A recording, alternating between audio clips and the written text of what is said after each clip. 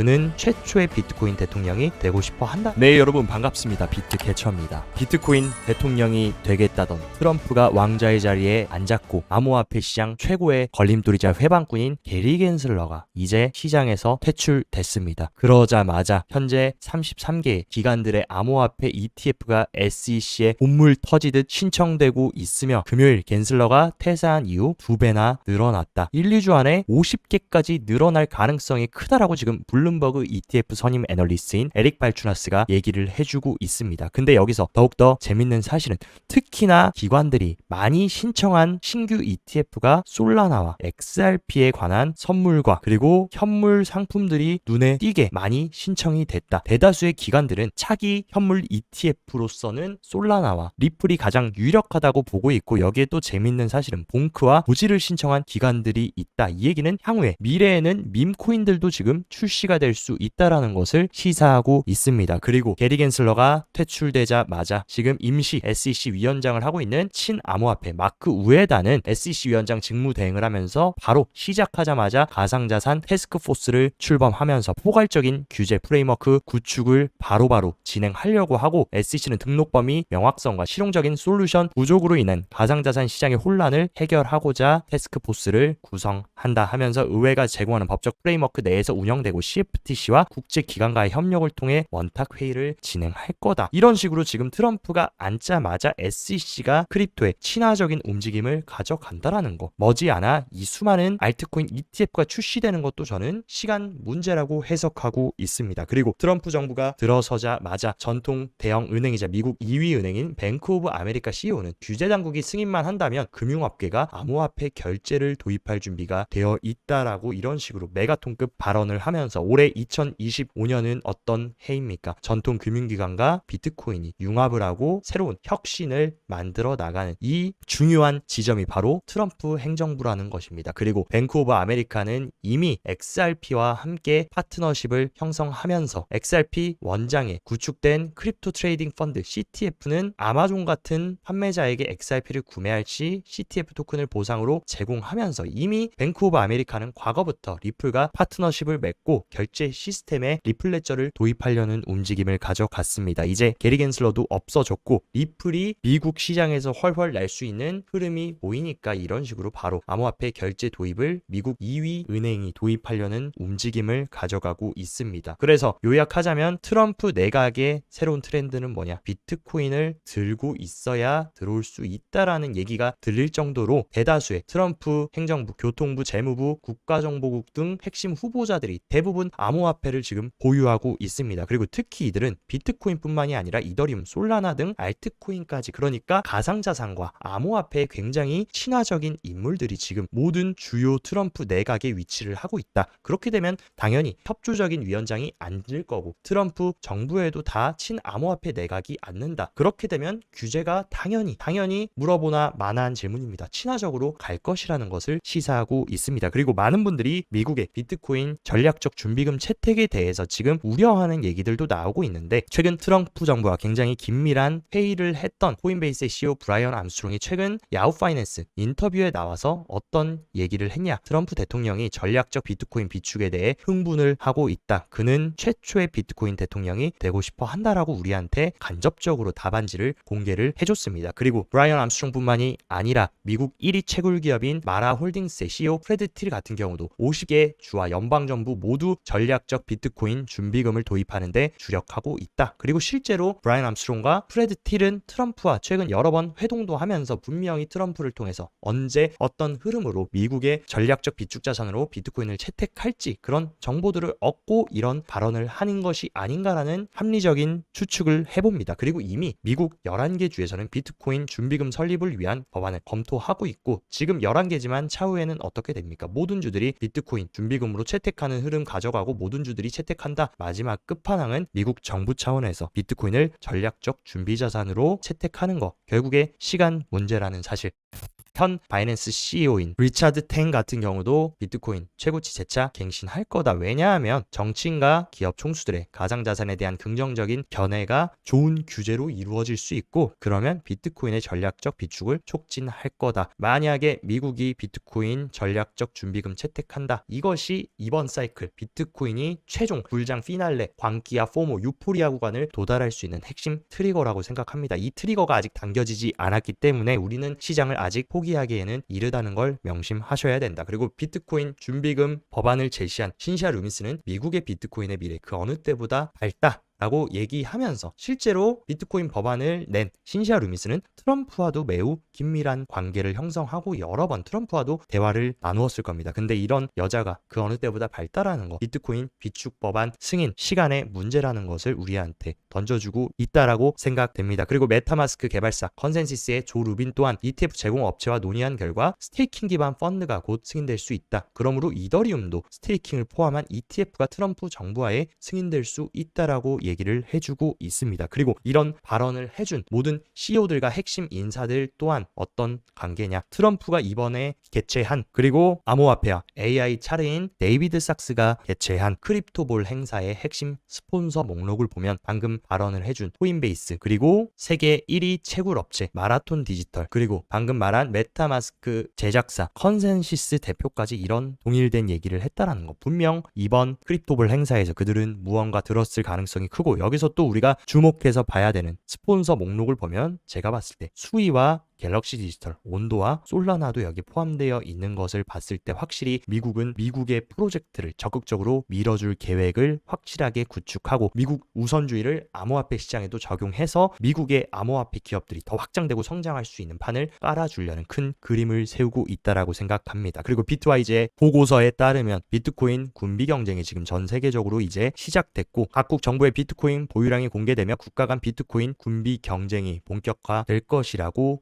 했다. 그러니까 이제는 비트코인 이 개인들뿐만 아니라 국가적인 차원에서 너도 나도 비트코인 보유하면서 준비금으로 채택하는 그 엄청난 랠리가 이제부터 시작됨을 시사하고 있습니다. 그리고 미국의 대형 증권 플랫폼인 로빈후드도 스페인 현지화 버전 거래 앱을 출시하면서 적극적으로 미국의 거래소들이 전 세계로 확장하는 흐름을 가져가고 있고, 이미 로빈후드는 지난해 EU와 영국, 아시아까지 암호화폐 거래 서비스를 확장을 해 나가고 있습니다. 이런 식으로 미국이 지금 어떤 판을 짜고 있는지를 우리는 명확히 봐야 된다. 그리고 암호화폐 시장의 상징적인 인물인 실크로드 창업자 로스 울브리 히트를 트럼프가 취임 전에 약속한 대로 내가 대통령 되면 울브리 히트 바로 사면 할 거다라고 했는데 바로 행동으로 옮겼고, 추가적으로 울브리 히트의 형량이 너무 터무니없으며 암호화폐 시장에 큰 공을 세운 울브리 히트를 사면 했다라는 것도 크립토 개별 시장의 호재로 작용될 수 있다라고 생각됩니다. 그리고 암호화폐 시장 비트코인 가격에 가장 중요하다 볼 수 있는 수요 단위 비트코인 현물 ETF 유입 같은 경우도 무려 4일 연속으로 세 자릿대의 어마어마한 유입이 들어왔고, 이 유입이 여러분들이 실감이 안 나실 수 있지만 비트코인이 출시된 1월 이후에 이런 식으로 어마어마한 큰 물량이 지금 연속적으로 들어오고 있다라는 거, 기관들의 대량 매집이 계속 현재 진행 중이라는 사실을 아셔야 됩니다. 그리고 미국 앱 순위도 체크를 해보면 금융 앱 순위 1위, 2위, 3위 모두 암호화폐에 관련된 앱, 그리고 특히나 여기서 재밌는 게 솔라나 밈 서비스를 제공하는 문샷이 오히려 코인베이스보다도 위에 있다라는 거. 그만큼 솔라나도 이번 트럼프 정부 이번 2025년 사이클의 메인 주인공 키워드라는 것을 우리가 다시 한번 알 수 있습니다. 그리고 비트코인의 인생을 건 남자 셀러 형님은 또다시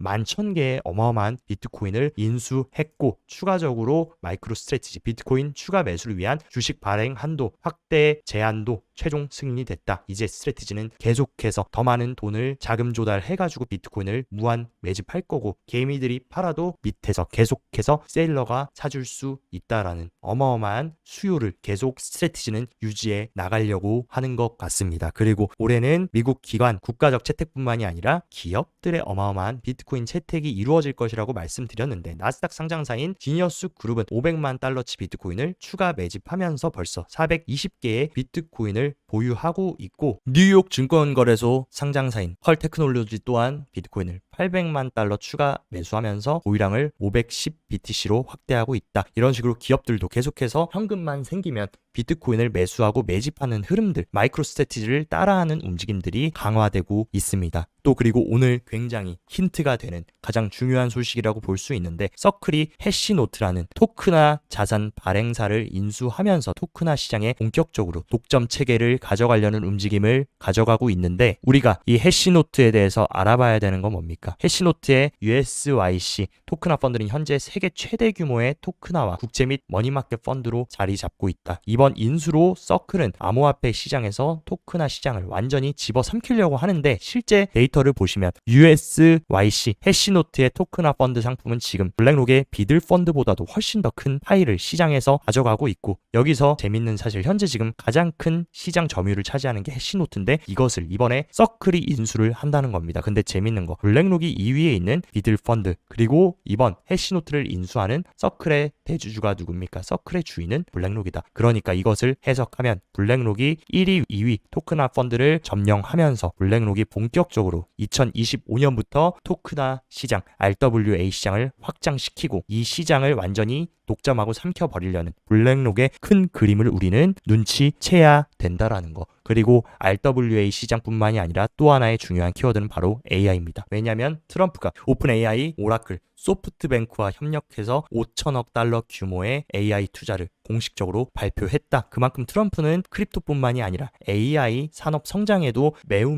친화적이고 불리시한 정책을 펼칠 것이라는 걸 우리가 눈치챌 수 있고 그렇게 되면 당연히 AI 관련 섹터들, AI 크립토 프로젝트들도 우리가 지속적으로 관심을 가지고 가야 됩니다. 근데 여기서 또 재밌는 게 미국이 지금 미국발 스테이블코인인 USDC를 밀고 있고 이 USDC를 가장 많이 발행하는 솔라나 네트워크를 밀고 있는데 이 와중에 코인베이스는 테더의 상장 폐지 가능성 언급하면서 미국의 스테이블코인 시장 패권 싸움에도 박차를 가하려고 하는 움직임을 가져가고 있습니다. 제가 봤을 때 테더를 상폐시키거나 하지는 않지만 이런 식으로 트럼프의 입김이 들어온다. 그리고 새로운 법안 발의로 엄격한 규제 준수를 요구되면 미국 거래소에서만큼은 테더가 상폐되고 테더가 상폐되면 그 자리를 누가 꿰차겠습니까? 미국발 스테이블 코인인 USDC가 꿰차게 되고 더 많은 사람들이 USDC, 미국의 스테이블 코인을 채택하는 움직임도 우리가 열어놔야 된다라는 거. 그리고 트럼프 밈 출시 이후에 서클은 단 4일 만에 솔라나 네트워크에서 25억 달러의 USDC를 발행하면서 전 세계에 지금 미국의 스테이블 코인 확장성을 솔라나와 함께 가져가고 있는 형국입니다. 그리고 현재 시장은 확실히 딱 준메이저 코인 중에는 두 개가 강세를 보이고 있다. 바로 솔라나와 리플. 이 두 개의 공통점 미국의 프로젝트들 그리고 미국이 밀어주는 프로젝트인데 지금 이더리움 같은 경우는 계속 실망스러운 움직임을 보이면서 이더의 시가총액은 4.7%나 하락했지만 XRP와 솔라나의 시총은 무려 30% 가까이 성장하면서 얼마나 미국이 밀어주는 프로젝트들이 2025년 수혜를 받을지 벌써 시총의 흐름에서부터 우리가 알 수 있습니다. 그리고 일론 머스크가 수장인 미국의 정부 효율성 부서 도지의 웹사이트에 이런 식으로 도지코인 얼굴을 박으면서 도지에 대한 힌트를 던져줬고 실제로 이런 흐름 이후에 어마어마한 도지를 가지고 있는 도지 고래들이 도지코인을 엄청나게 매집하면서 축적하는 모습을 보여줬습니다. 그렇기 때문에 머스크가 정부 효율성 부서를 맡고 이 정부 효율성 부서의 얼굴이 도지코인이고 이름도 도지인 만큼 도지의 흐름에 대해서도 우리가 트래킹해서 가야 될 필요성이 있다라고 생각이 되고 하지만 현재는 지금 도지 공식 웹사이트에 도지코인 사진은 내려간 상황입니다. 제가 봤을 때 머스크가 이런 식으로 우리한테 짤막하게 힌트를 던져준 것이 아닌가라는 합리적인 의심을 해보고 우리나라도 드디어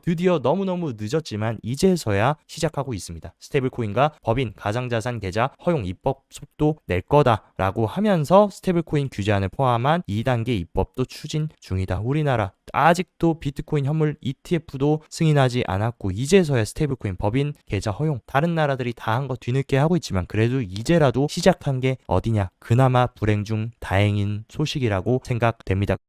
몇 가지 비트코인 온체인 데이터의 흐름도 한번 체크해보면 지난주 유입된 디지털 자산 펀드 유입 같은 경우는 3주 연속으로 횡보하는 모습을 보였지만 어마어마한 유입이 들어오면서 다시금 기관들의 수요가 들어오고 있음을 시사하고 있고, 특히나 비트코인 엄청난 유입이 들어왔고, 특히 우리가 주목해서 봐야 될 거 XRP에 대한 펀드 유입이 굉장히 강력하게 들어오고 있다라는 것을 우리가 체크를 해야 됩니다. 그리고 미국이 가장 압도적인 유입이 들어왔지만 여기에 또 재밌는 거, 유럽의 금융 허브인 스위스에서도 큰 유입이 들어오면서 지금 유럽도 점차 크립토 관련 펀드를 채택하려는 움직임이 가속화되고 있다. 그리고 비트코인 고래의 포지션 심리 또한 이런 식으로 눌림을 줬다가 다시금 비트코인 가격이 회복되면서 고개를 들여주며, 보통 고래 심리에 따라 비트코인은 큰 흐름을 같이 했습니다. 그만큼 고래의 심리가 살아나고 있다라는 거, 새로운 랠리가 시작될 수 있는 자리라고 생각되고, 비트코인의 펀더멘탈이라고 볼 수 있는 활성 주소 같은 경우도 바닥을 찍고 이런 식으로 튀어오르면서 새롭게 상승할 수 있는 그런 분위기를 형성하고 있습니다. 그리고 또한 비트코인 가격 상승에 있어서 가장 중요한 비트코인 시장가 매수가, 이런 식으로 가격이 조정받을 때는 시장가 매도가 강했지만 점점 접점을 올리면서 다시 시장가 매수가 강력하게 들어오는 흐름으로 전환되고 있다. 그 얘기는 새로운 강세 패턴이 형성될 수 있는 그런 단기적인 좋은 자리가 만들어지고 있다라고 해석할 수 있습니다. 그리고 단기적인 트레이딩 하시는 분들 위해서 단기 차트도 한번 체크를 해보자면, 일단 비트코인 편안하게 중요한 라운드 피겨 가격인 100K를 잘 지지하면서 또다시 지금 104K, 5K를 두들기고 있고 20일 이동평균선도 훼손하지 않고 잘 가고 있습니다. 물론 조금 눌림을 줘서 20일 이동평균선을 터치할 순 있다라고 해도 이 구간과 100K만 무너지지 않는다. 저는 충분히 다시 역사적 신고점 갱신하러 갈 가능성이 매우 크다라고 보고 있고, 특히나 어마어마한 지지를 받으면서 이런 작은 도지 캔들을 만들어줬던 이때 어마어마한 거래량이 들어왔습니다. 어마어마한 매도를 다 소화하면서 이 구간을 지켜주고 다시 재차 상승한 만큼 충분히 지금은 상승 힘이 더 세다라고 저는 해석하고 있습니다. 그리고 파이어 차트 흐름도 한번 체크를 해보자면, 가장 큰 고래인 발색 고래들은 약간의 관망 흐름을 가져가고 있지만 아직도 매수세에 위치를 하고 있고, 보라 고래들은 약간의 차익 실현을 보여주고 있는 가운데 비트코인도 약간의 소강 상태를 보여주고 있습니다. 하지만 갈색 고래들이 지금 자리 유지해주면서 보라 고래들이 다시금 고개를 들어준다면 지금 일단 매도벽은 110K 구간에 강력한 매도벽이 있다. 결국에 이 구간을 두드려주고 소화를 해줘야 더 높게 올라갈 수 있기 때문에 지금 흐름만 유지해준다고 해도 다시 110K를 시도해줄 가능성이 큽니다. 하지만 이 구간 저항이 매우 강한 구간이기 때문에 여러분들이 꼭 체크하셨으면 좋겠고, 언제나 비트코인 사이클은 똑같이 흘러갔습니다. 언제나 사이클 탑 구간에는 레인보우 차트에 빨간색을 터치하고 나서 그 다음에 시즌이 종료가 됐다. 하지만 우리의 자리는 뭡니까? 아직 레인보우 차트에 빨간색 구간을 터치하려면 아직도 갈 길이 많이 남았고, 현재 우리는 초록색 중립에서 조금 윗구간에 위치를 하고 있습니다. 그렇기 때문에 레인보우 상단을 터치할 이만큼의 갭이 남아 있다라는 것을 인지하셔야 되고, 언제나 반감기 사이클 이후 비트코인이 얼마나 상승했는지 그 부분을 체크해보면, 첫 반감기 이후 비트코인은 5000%라는 어마어마한 상승을 했고, 두 번째 반감기는 1200%, 세 번째 반감기에는 600%의 상승을 했습니다. 물론 반감기마다 상승의 높이는 줄어들고 있지만 현재는 지금 반감기가 시작된 이후 해봐야 지금 반감기 가격 이후 62%밖에 오르지 않았다. 이전 수치의 반의 반만 올라간다라고 해도 최소 100%에서 150%의 상승은 할 수 있기 때문에 그 상승이 이번 2025년에 남아 있다라는 사실을 꼭 명심하시면 좋을 것 같습니다. 현미경으로 가까이서 보시면, 미시적으로 보시면 흔들리고 뭔가 언제든 폭락할 것 같지만